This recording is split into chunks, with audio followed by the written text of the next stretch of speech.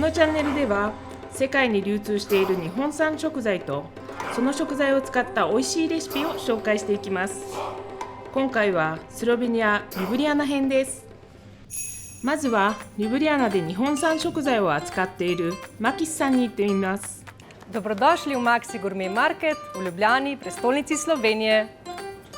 マキスさんは日本貿易振興機構、略してジェトロの海外における日本産食材サポーター店に2021年10月、スロベニアとしては初めて認定されたお店の一つです。いつから日本産食材を扱うようになったのですか？ Maxi že desetletje ponuja raznovrstne japonske izdelke. Tako najdemo recimo med alkoholnimi pijačami različne viskije, džine, med različnimi ostalimi izdelki pa so zelo popularni recimo sojine omake, miso juhe, wasabi, imamo tudi matcha čaj, ogromno raznovrstnih izdelkov za pripravo posameznih jedi. Občasno pa imamo tudi v ponudbi wagyu govedino, ker je res prvovrstne kvalitete govedina. 人気商品とおすすめを教えてください。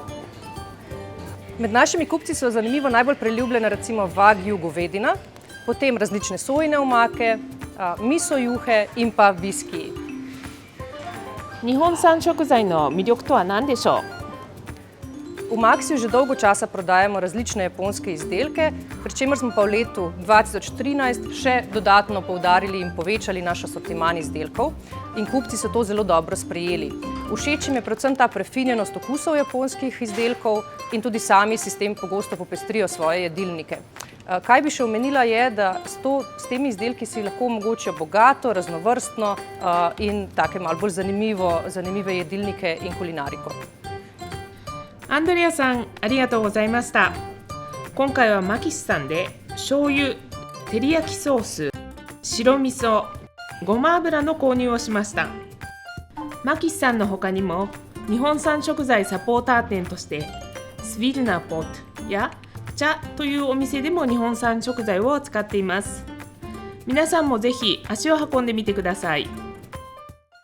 さて、動画の後半ではリュブリアナの人気日本食レストラン寿司ママの石川博樹シェフに先ほど購入した材料を使いオリジナルレシピを紹介していただきます。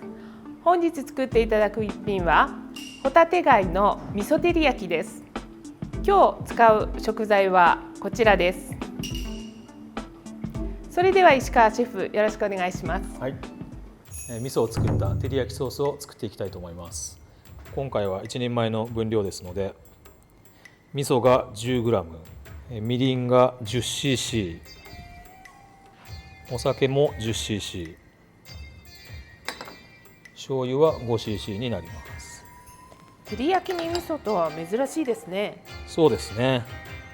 普通は醤油を使った照り焼きソースがポピュラーですけども、今回はお味噌を使った照り焼きソースをご紹介したいと思います。お味噌は大豆の発酵食品ですけれども、はい、うまみ成分であるグルタミン酸、それから抗酸化作用の成分も含まれていて大変体にいい食品として知られていますね。今回は照り焼きということで甘みのある白味噌を使用しています。それでは付け合わせの芽キャベツを用意していきたいと思います。半分に切って弱火でじっくり焼いていきます。少量のごま油です。切り口を下にして弱火でじっくり焼いていきます。ごま油のいい香りがしますね。そうですね。それがごま油の特徴になりますね。ホタテをキッチンペーパーなどでちょっと水気を取ります。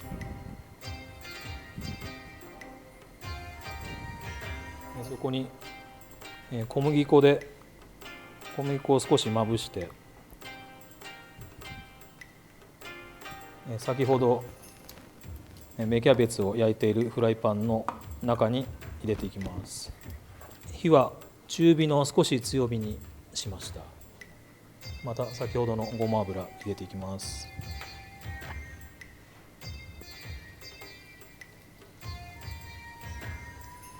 いい音がしてます。はい。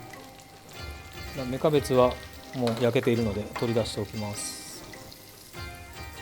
日本のホタテは何か特徴があるんですか？そうですね。今回使用しているこちらのホタテは生食用に加工されてますので、火を通しすぎないのが今回のポイントですね。そうですね、日本ではホタテをお刺身にしたりお寿司にしたりして食べています。バター焼きやフライにしても美味しいですね。そうですね。では焼き色がついてきましたので返していきたいと思います。これで下の部分も焼き色がついたらソースを入れていきます。今回は少量のソースですので火加減に気をつけないといけません。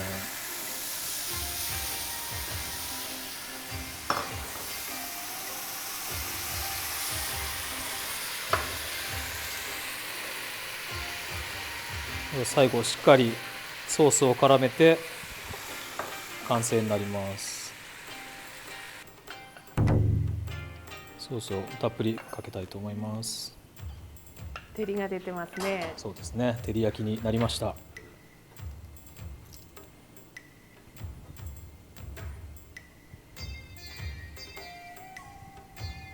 で今回こちらの甘い照り焼きソースですので、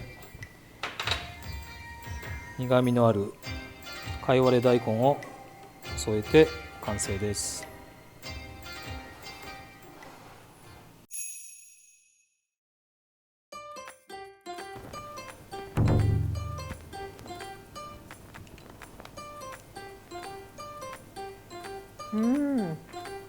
いかがですか？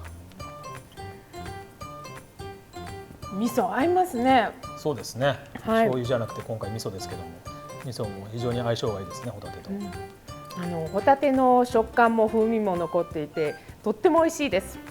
ではスロベニア人のシェフのボシティアンさんにも試してもらいましょうか。どうぞ。どうぞ。